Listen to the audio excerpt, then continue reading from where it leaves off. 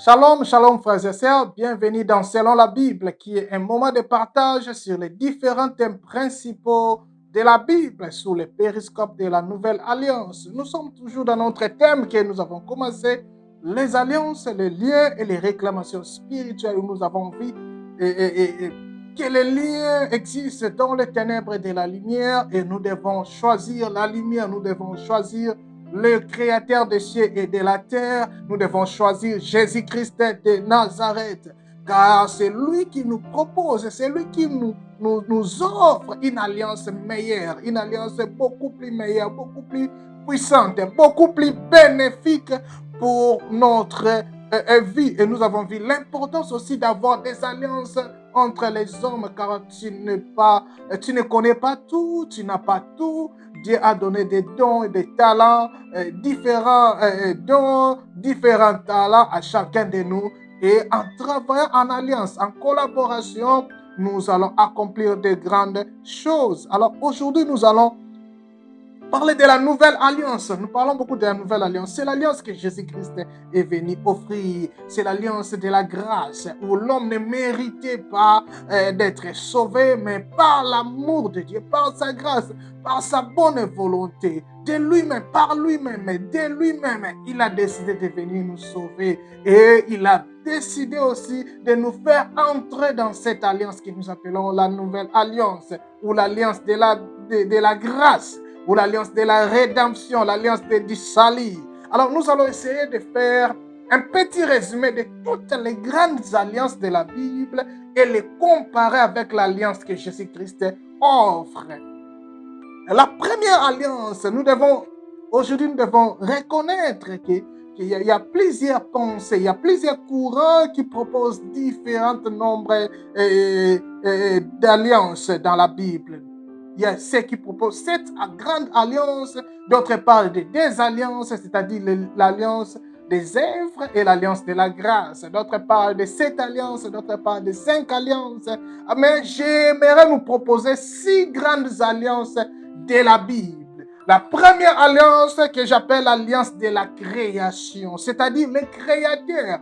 Quand un créateur décide de créer une créature, il entre dans une alliance sans pour autant signer un document, sans pour autant signer, sacrifier quelque chose. L'effet de créer quelqu'un, l'effet de créer quelque chose, il y a déjà un lien entre celui qui a créé et la chose qui a été créée.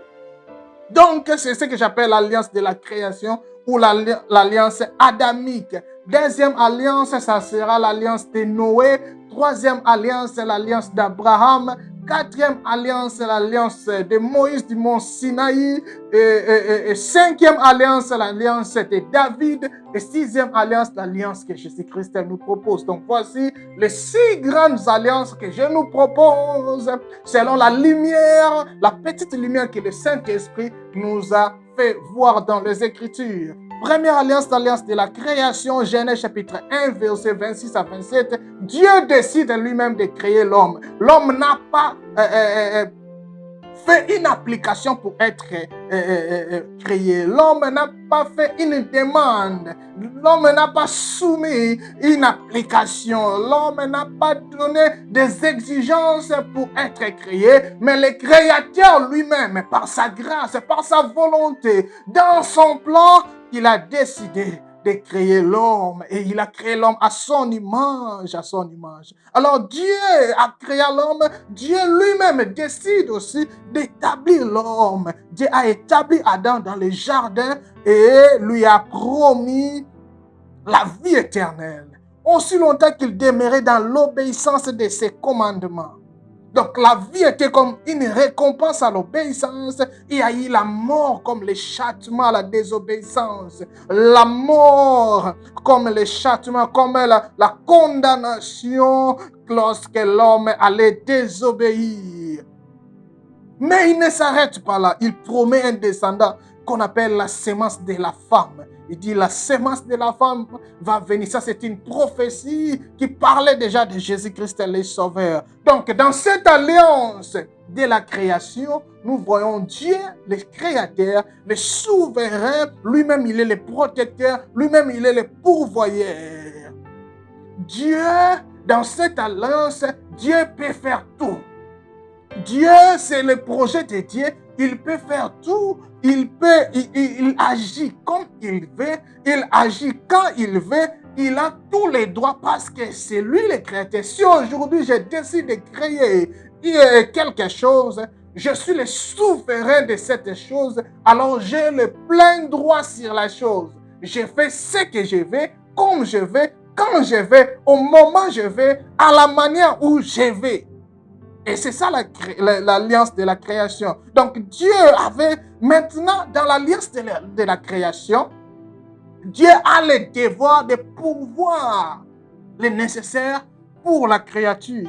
Sinon, si Dieu ne pourvoit pas le nécessaire pour la créature, Dieu n'a pas le droit de juger la créature.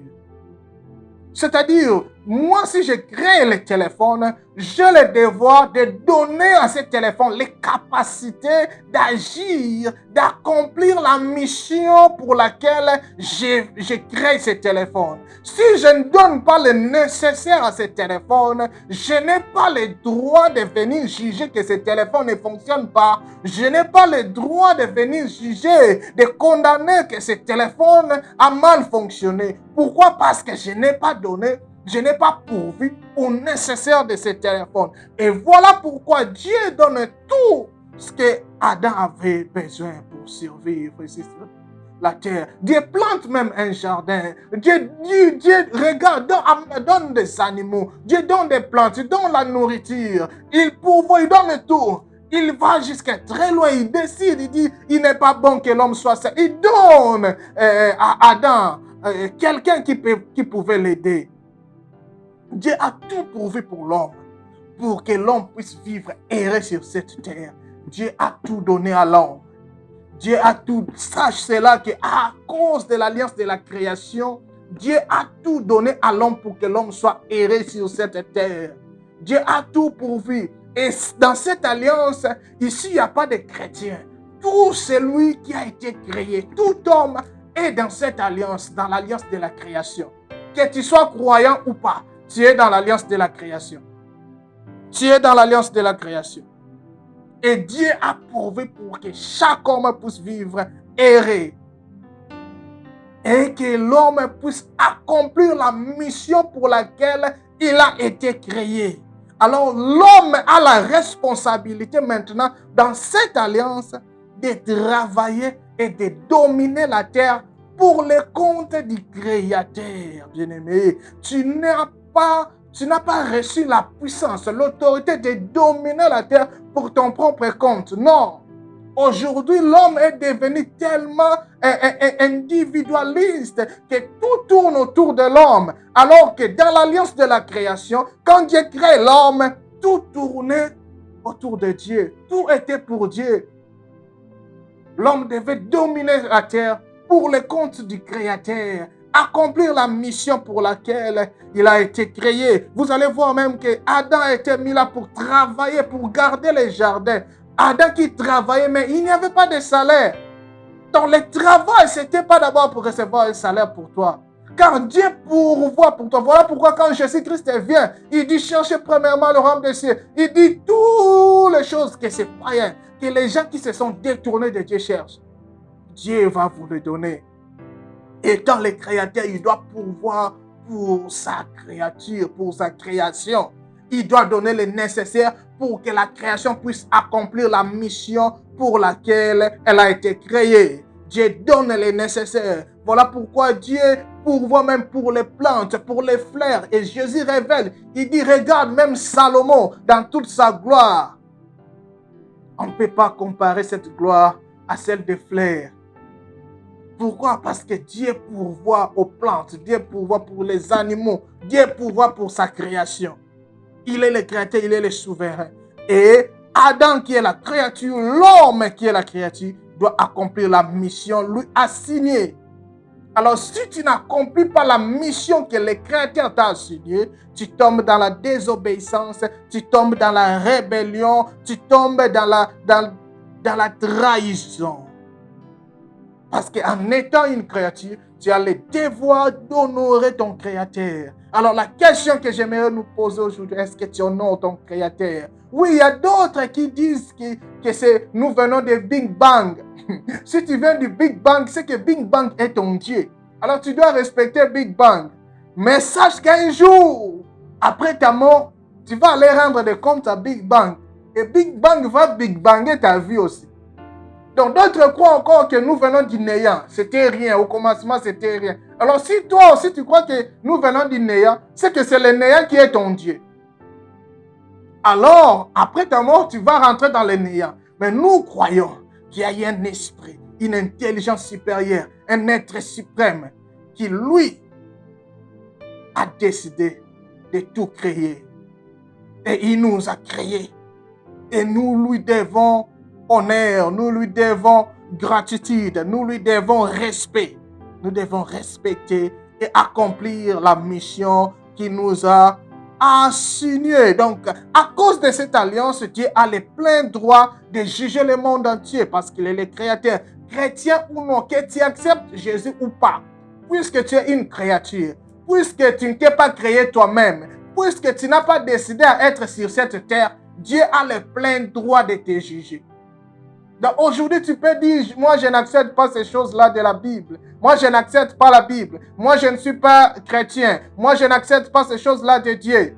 Sache que, étant créature, puisque tu ne t'es pas créé toi-même, c'est lui qui t'a créé. C'est lui qui a décidé que tu sois ici sur cette terre. C'est lui qui a décidé que l'homme vive sur cette terre. Un jour, il va venir et il va te juger. Il a le plein droit de te juger à n'importe quel moment. Il peut te juger aujourd'hui, il peut te juger demain. Parce que c'est lui le créateur. Quand il juge, cela ne dépend pas que tu sois croyant ou pas. Tu ne peux pas dire non, Dieu, tu ne peux pas me juger, moi je ne t'ai pas croyant. Tu es une créature, tu ne t'es pas créé toi-même. Et Dieu nous a assigné la mission qu'il veut. Il nous a mis à la place où lui voulait. Il nous a créés au moment où il voulait. Donc l'acte de la création devient maintenant un lien qui nous lie à Dieu. Nous sommes liés à Dieu par cet acte de la création. Et ces paroles prononcées deviennent une réclamation pour nous. Et en créant, le problème c'est qu'en nous créant, Dieu nous a donné le libre choix. Dieu nous a donné la capacité de choisir, la liberté d'obéir ou de désobéir. Alors Dieu, en nous donnant cette liberté, Dieu a voulu que nous choisissons de lui obéir, que ça ne soit pas forcé, que nous ne puissions pas les respecter en n'ayant pas d'autres options. Non, nous avons d'autres options. Dieu nous a donné les options d'obéir ou de désobéir. Mais Dieu veut que nous puissions choisir l'option d'obéir. Et en choisissant l'option d'obéir, cela devient une expression d'adoration. Donc quand tu fais les choix, quand tu as les options, mais tu choisis de ne pas désobéir à Dieu, de ne pas commettre les péchés, de ne pas voler, de ne pas trahir, de ne pas tricher, alors que tu en as la capacité et la possibilité. Ça, c'est l'adoration. Là, tu places Dieu au-dessus de tout. J'ai la possibilité, la capacité de commettre les péchés, mais j'ai choisi Jésus-Christ. J'ai dit non. J'ai fait un choix de respecter la parole de Dieu librement. Même les anges, j'aime toujours dire, même les anges qui sont restés avec Dieu, ils sont libres aujourd'hui. Si un ange décide de quitter Dieu, il va quitter. Il est libre. Dieu ne le tient pas par la force. Ils ne sont pas enchaînés. Ils sont libres. Les anges qui sont avec Dieu, ils sont libres. Ils ont fait le choix de demeurer fidèles, de continuer d'adorer, de servir le Créateur. Et les autres qui ont désobéi, ils ont été chassés et ils ont été condamnés. Alors aujourd'hui, bien-aimé, sache que tu es une créature, tu es en alliance avec ton Créateur et ton Créateur exige de toi le respect, l'honneur, l'adoration.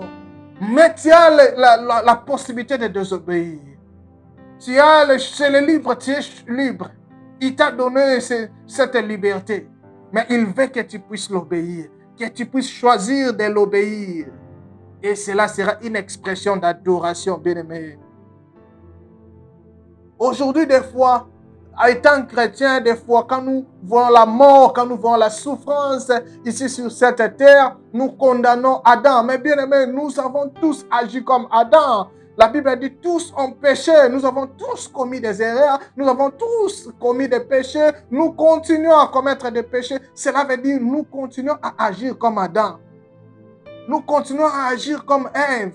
Nous continuons. Donc, il ne faut pas blâmer Adam. Nous sommes aussi coupables. Nous sommes aussi coupables, bien-aimés. Nous sommes aussi coupables qu'Adam. Nous sommes chaque jour, il y a des gens, nous sommes étant des hommes, nous continuons à pécher. Mais la différence, c'est que Jésus-Christ est venu. Jésus-Christ est venu. La différence, c'est que nous avons aujourd'hui l'opportunité, la possibilité d'être pardonnés, de ne pas subir le jugement de Dieu, de ne pas subir la colère de Dieu. Nous avons aujourd'hui la possibilité d'être pardonnés, justifiés à cause de Jésus. Donc aujourd'hui, quand tu pêches et que Dieu ne te juge pas et que tu ne vois pas la colère de Dieu, sache que Dieu est en train de te donner la possibilité. Dieu est en train de te donner l'opportunité. Dieu est en train de te donner la possibilité de te repentir, l'opportunité de revenir encore, de recevoir encore son pardon. Le pardon est disponible, la justification est disponible. Mais que fais-tu? Qu'est-ce que tu choisis chaque jour? Est-ce que tu choisis de continuer dans le péché? Est-ce que tu es en train de choisir de continuer dans le mal que tu fais? Est-ce que tu es en train de choisir de continuer dans le vol, dans la tricherie, de continuer dans la corruption, de continuer dans l'adultère, de continuer dans l'impudicité, de continuer dans la jalousie, de continuer dans la sorcellerie? Ou bien, tu peux décider aujourd'hui d'arrêter cela et de revenir avant qu'il ne soit trop tard. Avant qu'il ne soit trop tard. Car Dieu, en te laissant le temps, il est en train de te donner la possibilité de recevoir son pardon à cause de Jésus. Car Jésus-Christ, bien-aimé, a payé pour la rébellion des hommes. Et si tu acceptes ce que Jésus-Christ a fait, c'est lui que Jésus-Christ est, et ce qu'il a fait sur la croix, tu reçois le pardon du péché. Tu reçois le pardon du péché. Fais le bon choix. C'est ça la nouvelle alliance. C'est ça la différence entre l'alliance de la création et la nouvelle alliance. Dans l'alliance de la création, si tu commets le péché, tu es puni. Dans la nouvelle alliance, si tu commets le péché, tu es puni, mais tu as la possibilité d'être pardonné. Le péché, le salaire du péché, c'est la mort. Que ce soit dans l'alliance de la création ou dans la nouvelle alliance, le salaire du péché, c'est la mort. Mais la différence est que dans la nouvelle alliance, il y a une fenêtre qui nous a été ouverte afin que nous puissions saisir le pardon, afin que nous puissions être pardonnés, afin que nos péchés puissent tomber sur quelqu'un d'autre. Que quelqu'un d'autre porte cette faute, cette charge, bien-aimé dans le Seigneur. Donc, dans la nouvelle alliance, Dieu nous donne la possibilité d'être pardonné. Mais dans l'alliance de la création, quand tu pêches, tu es jugé, tu es condamné. Dans la nouvelle alliance, quand tu pêches, tu es jugé avec possibilité de recevoir le pardon si tu acceptes de te repentir sincèrement. Si tu acceptes d'accepter le pardon que Jésus-Christ t'offre. Si tu acceptes Jésus-Christ dans ta vie. Donc la nouvelle alliance nous donne le pardon de nos péchés. C'est-à-dire le péché n'est plus sur ta faute n'est plus sur ta propre tête.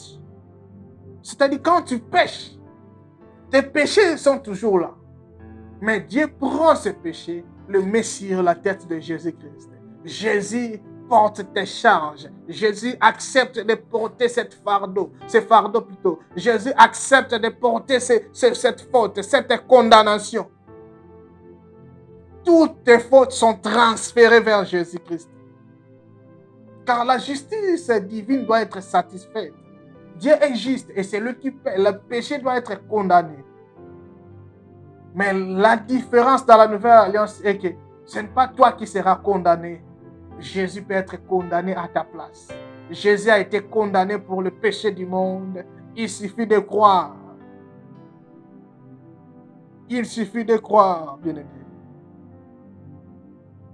Alors, c'est ça un peu la première différence entre l'alliance de la création et la nouvelle alliance que Jésus-Christ nous propose, que Jésus nous donne. Et quand Jésus nous donne le pardon du péché, nos péchés sont pardonnés. Le pardon, c'est-à-dire Dieu décide de nous faire du bien malgré qu'on ne le méritait pas. Dieu décide de nous donner, de nous montrer sa faveur alors qu'on ne le méritait pas. Dieu décide de nous regarder comme des gens qui n'ont pas péché. Et par là, Dieu nous justifie. C'est-à-dire, Jésus-Christ a obéi. Jésus-Christ est juste. Alors, quand toi, tu viens à Jésus-Christ, toi qui es pécheur, Jésus prend tes péchés et il t'impute, il te donne sa justice. Et quand Dieu te regarde, Dieu te voit comme quelqu'un qui n'a point péché. Dieu te regarde comme quelqu'un qui avait obéi, alors que tu n'avais pas obéi. Mais pas à cause de Jésus-Christ. Par la foi, tu reçois la personne de Jésus. Tu reçois l'obéissance de Jésus. Et Jésus porte ta charge. Et Jésus porte tes péchés. Et Jésus ôte tes péchés. Et là, tu es pardonné. Et là, tu es justifié. Quand tu viens à Jésus, bien-aimé, le monde t'appelle chrétien, Jésus t'appelle son disciple. Quand tu viens à Jésus, tu n'es plus seulement une créature rebelle. Tu deviens maintenant une créature amie. Quand tu viens à Jésus-Christ, tu deviens une créature frère. Tu deviens une créature sœur. Tu deviens une créature enfant de Dieu. Parce que là, tu ne manifestes plus Adam, mais tu commences à manifester Jésus-Christ. Là, on ne voit plus Adam, mais on commence à voir Jésus-Christ, bien-aimé. Et quand tu te présentes vers le Père, même si ta voix reste la voix de Jacob, quand le Père te touche, il sent comme si la voix est comme si ton corps devient comme le corps de celui qui mérite l'héritage. Vous voyez, quand Jacob s'est présenté devant Isaac, Isaac dit la voix était restée celle de Jacob. Mais quand je touche, mais l'odeur, il dit approche-toi auprès de moi, que je te sente. Car il pouvait sentir l'odeur de celui qui obéit. Et on pouvait sentir l'odeur de l'obéissance. Alors quand Jésus te fait porter sa personne, Jésus te fait porter sa justice, Jésus te fait porter son obéissance. Quand tu te présentes devant Dieu, quand tu te présentes devant le trône de Dieu, Dieu dit approche-toi, approche-toi, approche-toi. Il dit je peux écouter la voix d'un pécheur. La voix c'est comme la voix de celui qui avait trompé sa femme. La voix c'est comme la voix de celui qui triche son mari. La voix c'est comme la voix de celui qui avait détourné. La voix c'est comme la voix de celui qui avait fait du mal. La voix c'est comme la voix de celui qui avait tué. La voix c'est comme la voix de Jacob. Il dit approche-toi, mais quand tu vas t'approcher, qu'est-ce qui va se passer? Il dit mais l'odeur de Jésus. Quand il va te toucher, il dit la peau de Jésus, le corps de Jésus. C'est ça ce qui se passe, bien-aimé. Voilà pourquoi la Bible nous dit approchez-vous donc du trône de la grâce. Parce que quand on s'approche près du Père, la confusion va s'arrêter. Quand tu es loin du Père, le Père va se baser sur la voix. Quand tu es loin du Père, le Père se base sur la voix.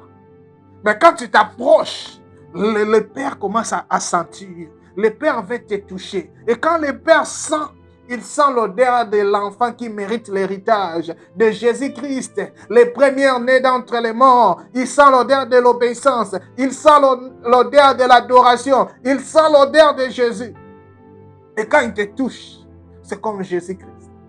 C'est comme Jésus-Christ. Parce que Jésus t'a fait porter. Parce que Jésus t'a fait porter sa justice. Il t'a justifié. Tu deviens comme celui qui n'a point péché, bien-aimé dans le Seigneur. C'est ça un peu la différence. Nous avons essayé de comparer l'alliance de la création, l'alliance adamique et l'alliance de Jésus-Christ. Nous voyons que dans l'alliance de la création, quand une créature pêche, la créature est condamnée. Voilà pourquoi il n'y a pas de salut pour les animaux. Il n'y a pas de salut pour les plantes. Il n'y a pas quelqu'un qui peut venir sauver les poissons. Quand tu désobéis à Dieu, et tant qu'une créature, tu es condamné. Mais dans la nouvelle alliance, quand tu désobéis, oui, tu mérites la condamnation. Oui, tu mérites la punition. Mais quelqu'un d'autre, Jésus-Christ, vient prendre la punition à ta place. Jésus-Christ vient porter la condamnation à ta place. Et Jésus-Christ t'impute, il te donne sa justice, il te donne son obéissance. Tu deviens comme quelqu'un qui n'a point désobéi, bien-aimé. Et quand le Père te dit, approche-toi de moi, quand tu vas t'approcher de lui, il va sentir l'odeur de Jésus-Christ. Il va te toucher, il va sentir la peau de Jésus-Christ. Et il va te bénir comme Jacob, qui ne méritait pas la bénédiction, mais il a été béni. Pourquoi? Parce qu'il avait été imputé de la personne d'Ésaü. Il avait été couvert du pot représentant Ésaü. Et quand toi aussi t'approches de l'Éternel, l'Éternel peut sentir que c'est son fils qui lui a obéi sur la croix. Alors que tu es un pécheur. C'est ça la grâce. C'est ça la folie de la bonne nouvelle. Comment quelqu'un qui a tué peut recevoir la grâce? Parce que quelqu'un a porté, a payé pour lui. Aujourd'hui, je ne sais pas ce que tu as fait dans la vie. Je ne sais pas ce que tu fais aujourd'hui. Tu peux décider de revenir à Jésus-Christ. Tu peux décider de recevoir le pardon de Jésus. Tu peux décider de recevoir la justification de Jésus-Christ. Si tu refuses, tu seras jugé, tu seras condamné. Tu seras jugé, tu seras condamné. La nouvelle alliance offre le pardon. La nouvelle alliance offre la justification. C'est-à-dire l'obéissance que quelqu'un d'autre a fait et cela a été imputé. L'obéissance de Jésus a été transférée vers ton compte et tu deviens comme quelqu'un qui n'a point péché. Parle-moi de la foi en la personne de Jésus à son œuvre, bien-aimé dans le Seigneur. Troisième chose, à part le pardon et la justification, la nouvelle alliance nous donne aussi la réconciliation. Nous sommes presque à la fin. Alors, la nouvelle alliance nous donne aussi la réconciliation. Nous allons finir avec la réconciliation. C'est-à-dire quand une créature pêche, désobéit, trahit, se rebelle, il y a une séparation entre la créature et le créateur. Et par Jésus-Christ, quand Jésus a payé le prix, Jésus a porté ce péché sur lui, il y a maintenant, par Jésus-Christ, la créature devient comme quelqu'un qui n'a point péché. Et comme tu deviens comme quelqu'un qui n'a point péché, c'est-à-dire ta relation a été rétablie. Tu t'es réconcilié avec ton Créateur. Maintenant, comme tu t'es réconcilié avec le Créateur, tu peux maintenant expérimenter la communion. La communion a été établie. Tu n'es plus un rebelle, tu es maintenant un ami. Tu n'es plus un étranger, tu es maintenant l'enfant de la maison. Et là, tu peux crier Abba Père. Et là, tu peux crier mon Père. Et là, tu peux crier notre Père. Et là, tu peux prier notre Père qui est aux cieux. Si tu n'es pas en Christ, tu ne peux pas prier notre Père qui est aux cieux. C'est seulement celui qui est en Christ qui peut prier notre Père, car il a été réconcilié, il a été emmené dans la famille de Dieu. Laisse que ce message puisse continuer de nous parler, que le Saint-Esprit puisse toucher nos cœurs, afin que nous puissions accepter Jésus dans nos vies, afin que nous puissions entrer dans cette alliance avec le Seigneur, être réconciliés, combattre les alliances des ténèbres et accepter l'alliance de la lumière, l'alliance que Jésus-Christ nous donne. Laisse que le Seigneur veille sur nos familles. Amen.